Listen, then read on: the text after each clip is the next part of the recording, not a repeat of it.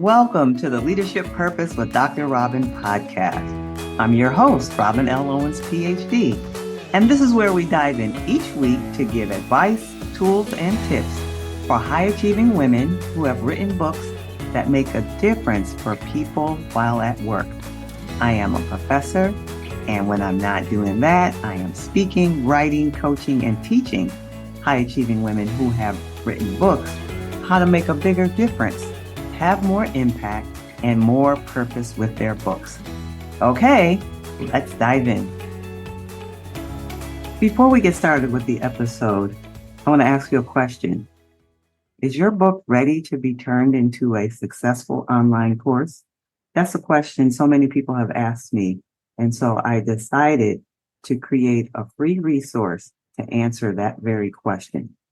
I took the time-tested process that I use for turning books into successful online courses, and I created a checklist that you can review and check off so you know the ways in which your book can be turned into a successful online course.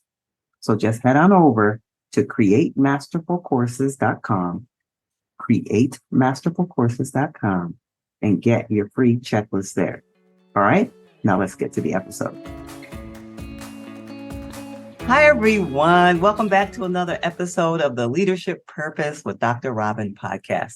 I'm so glad that you're here and listening into the podcast. I really appreciate you.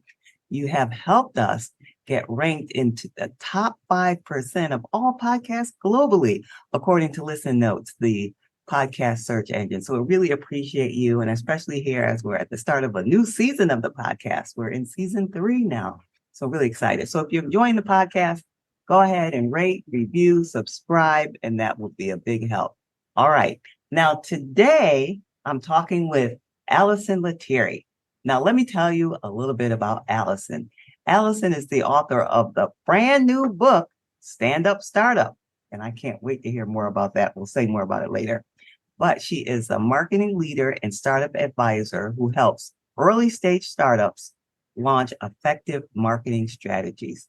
She's built marketing teams from scratch to scale at fast-growing tech companies in Silicon Valley, including Handshake, Thumbtack, and Intuit.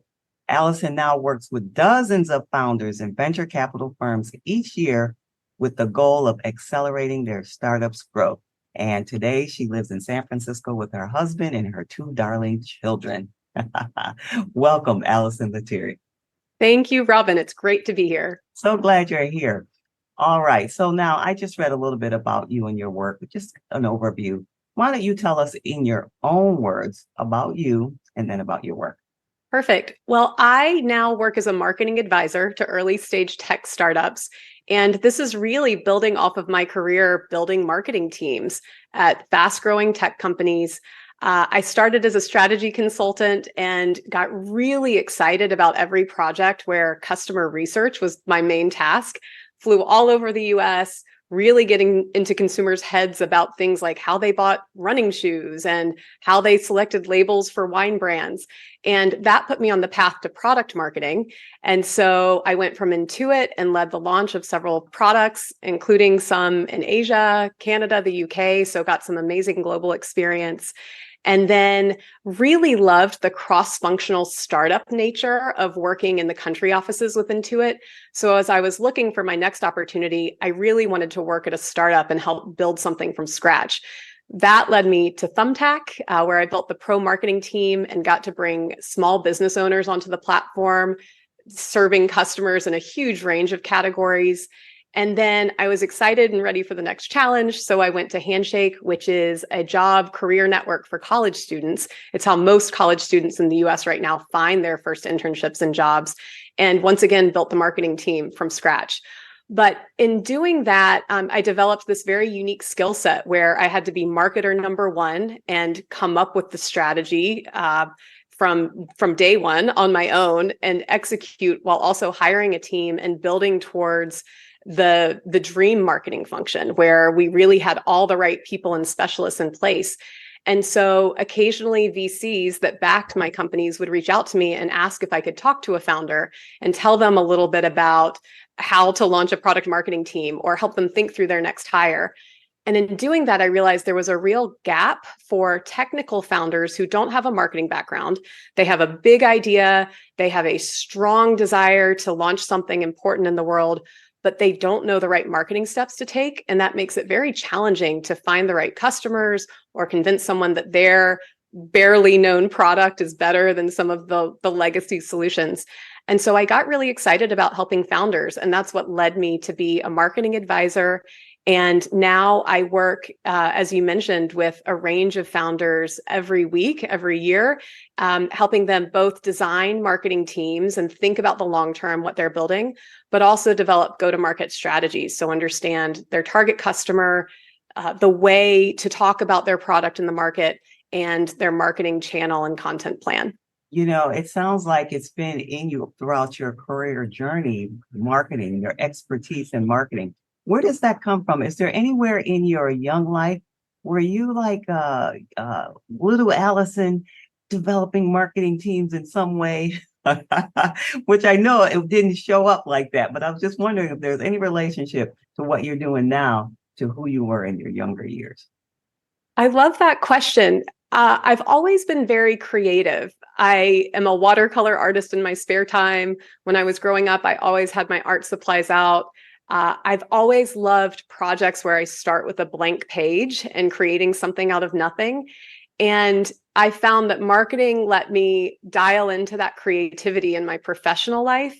But marketing also requires a quantitative mind and a strategic mind, thinking over different parts of the customer lifecycle and different time horizons.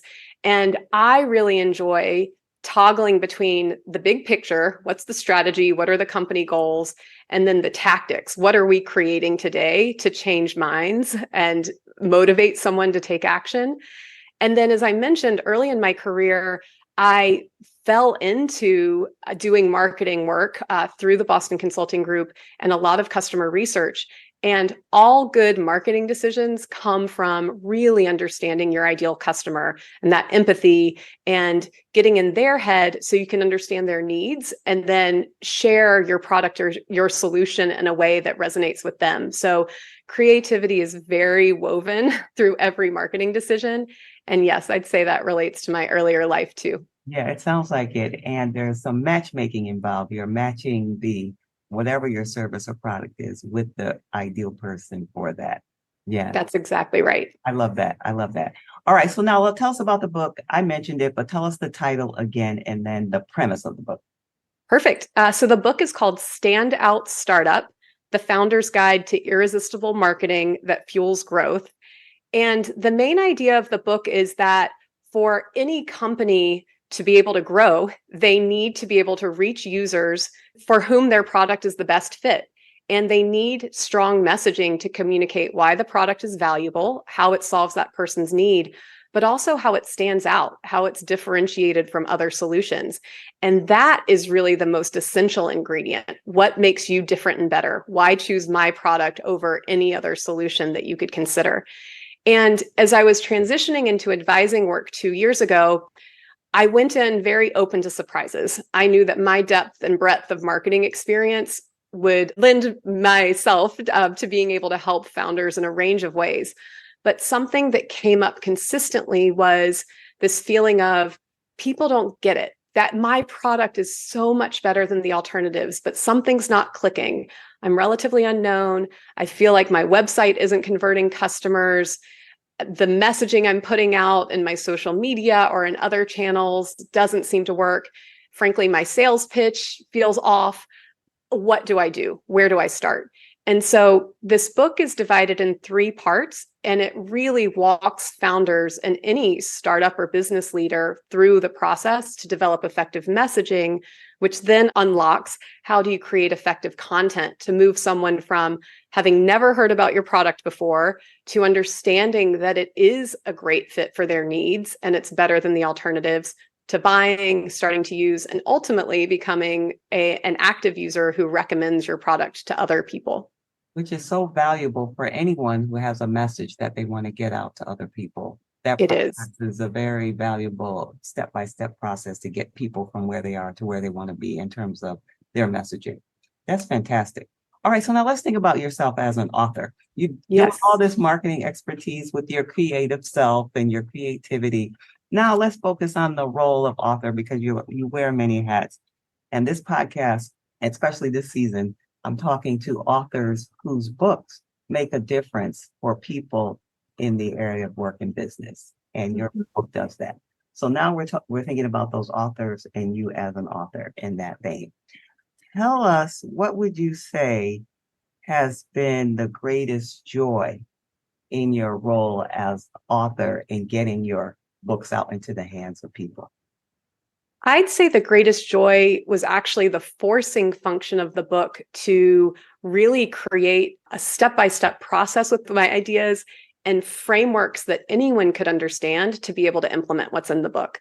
So, as an example, the part one of the book covers what I call defining your 3 Ps, which is absolutely essential. It's the foundation of any messaging and content strategy. And those 3 Ps are: number one, define your persona. Understand who you're talking to, their needs, their desires, what's shifted in their life that makes them open to or needing a solution right now. And once you know that, you're able to describe your product in a way that's valuable to them. The second P is positioning. So really understanding your differentiators, what sets you apart and makes you unique among other solutions so that you can communicate that differentiated value. And then the third P is that secret sauce. It's your personality, right? It also helps differentiate you, but it helps you build affinity with your ideal customer and helps you communicate in a consistent way, show up visually in a consistent, appealing way. And so even defining that framework, deciding I would call it the 3 Ps, and pressure testing from a lot of angles are the main 3 ingredients that become the foundation for everything else, was exciting. And I mentioned earlier, I really like the blank page. So probably the first half of the book writing process was my favorite because I could go in and type without editing or changing anything. I just got it on paper. But I was also iterating real time because I was advising startup leaders the whole way through. So I'd get off an advising call and think, wow, that concept we just discussed, I think I described that really well, or I think I might have been confusing in how I described it. I'm going to work through this in my writing to describe it in a clearer, more approachable way. That was joyful. That was a really fun part of this experience. Yeah, that's wonderful. And I'm imagining for people who are listening and for all of us, sometimes we have the joy, and then also there are some challenges when you have a new book or a project that you're getting out into the world. And in the case of the book, we have to do our marketing on social media or other ways on podcasts like this. What would you say is a challenge you had in that regard and how you managed it? I would say the second half of the book writing process was the hardest for me, the editing part. I probably waited longer than I needed to bring in a professional editor, and that was absolutely critical to work with an editor. But I wanted to get the draft as strong as possible before I passed it off. But that also meant that I'd written the entire book and had repeated some of the same mistakes throughout. As an example, the editor looked through the book and really emphasized that I needed more specific examples, stories of the companies I'd worked with, how people implemented the frameworks.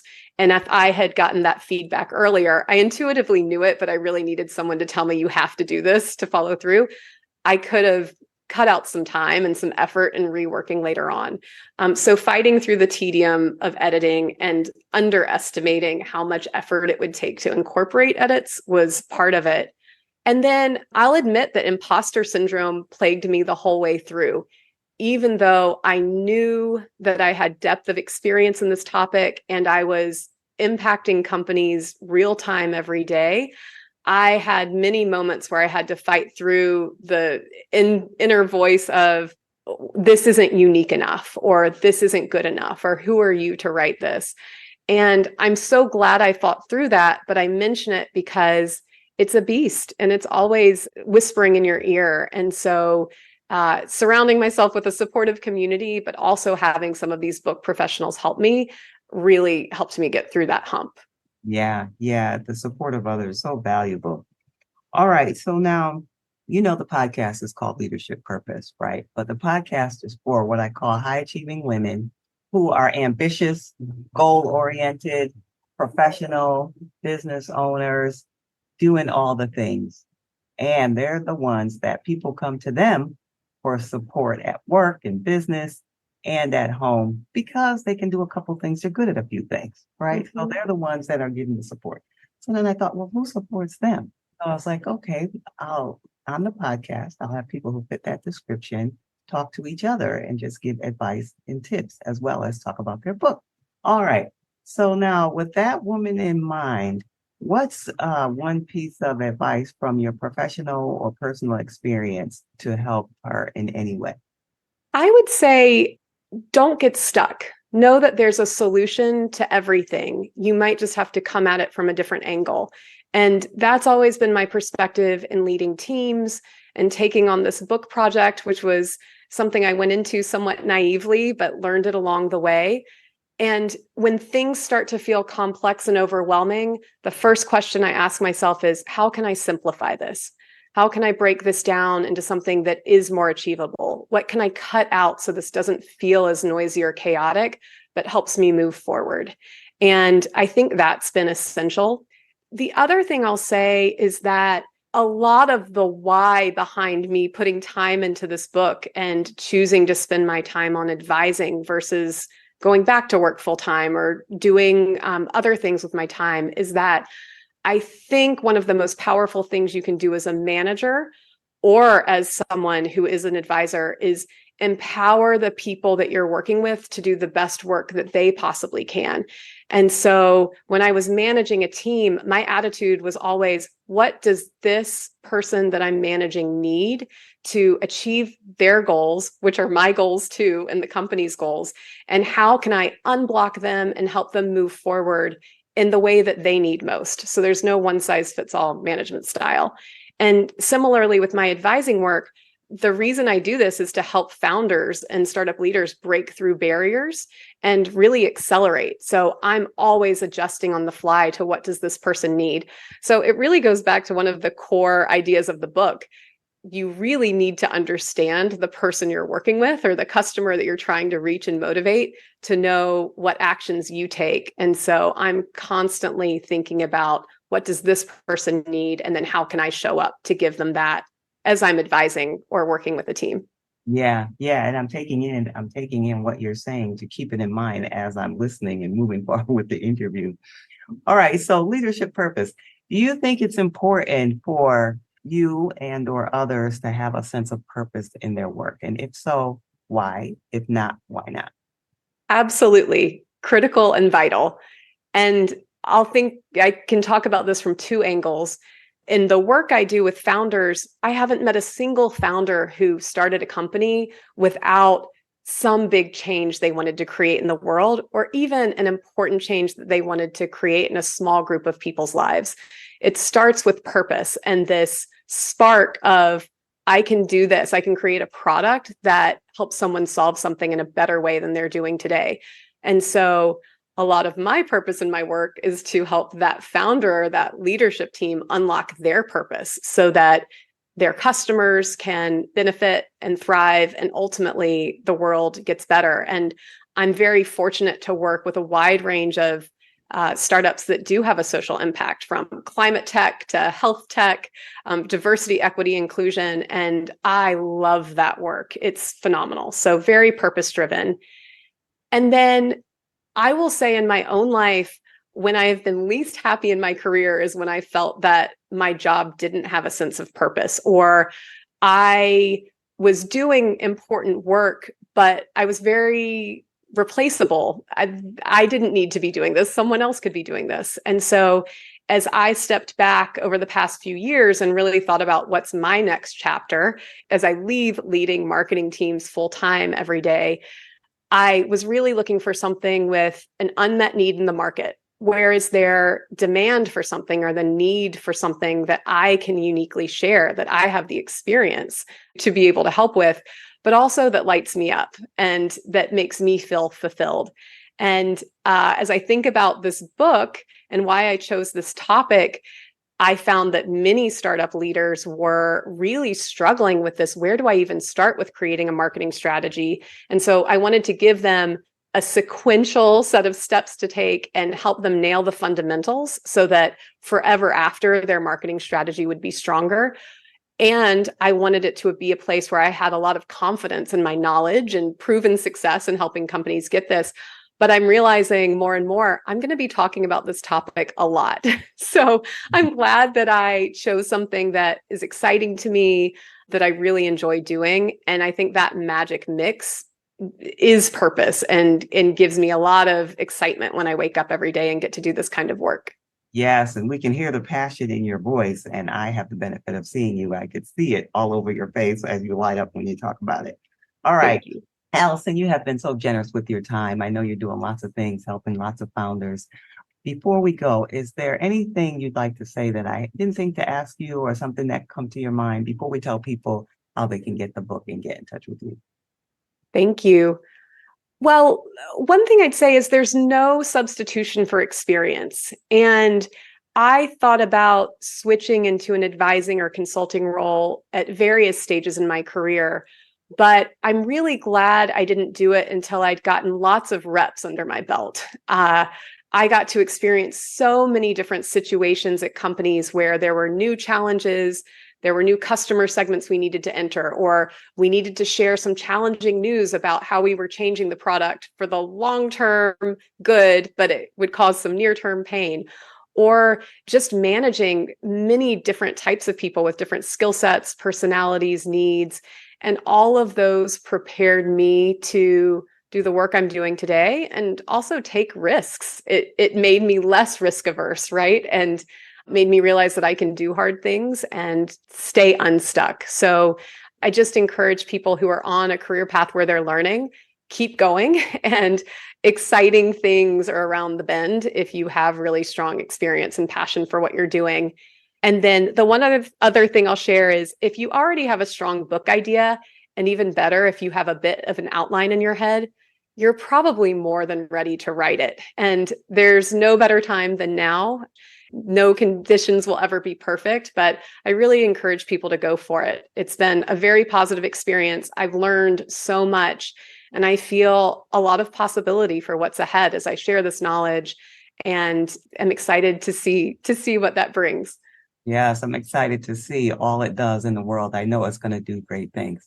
Okay, Allyson, I'm imagining people are saying, so where can I be in touch with Allyson, and how can I hear more and learn more? How can they be in touch with you? Thank you. Well, I would love to hear from you. You can visit my website at AllysonLetteri.com or AllysonLetteri.com/book for more details on Standout Startup and some great resources for startup founders. And then you can find me on LinkedIn and Instagram at Allyson Letteri. So I'd love to connect with you there. Okay. Thank you, Allyson. I really appreciate you for taking time and being here today. Thank you so much for having me. Okay, everyone. And if you want to know more about me, I would love for you to head on over to LinkedIn and send me a message. I'd love to hear your response to the podcast or anything that's on your mind. I'm on all social media, but I hang out most on LinkedIn. So you can find me at LinkedIn at Robin L. Owens, PhD, at Robin L. Owens, PhD. And if you happen to be an author who is thinking about how to expand your message beyond the book, you're passionate about really making impact and making a difference in the lives of people at work through your book, and yet you want to have a broader reach, and you've been thinking about creating a course, but you might be asking yourself, is my book even ready to be converted into a course? Well, I have the answer for you and a checklist. You head right over to createmasterfulcourses.com, createmasterfulcourses.com. Download the checklist and you'll see all the ways in which your book is ready to be turned into a course. And until next time, this is Dr. Robin. Thank you for tuning into this episode of the Leadership Purpose with Dr. Robin podcast. If you enjoyed it, head on over and rate and subscribe so you never miss an episode. New episodes drop every week, and I can't wait to hang out with you again soon. Meanwhile, this is Dr. Robin signing off. See you next time.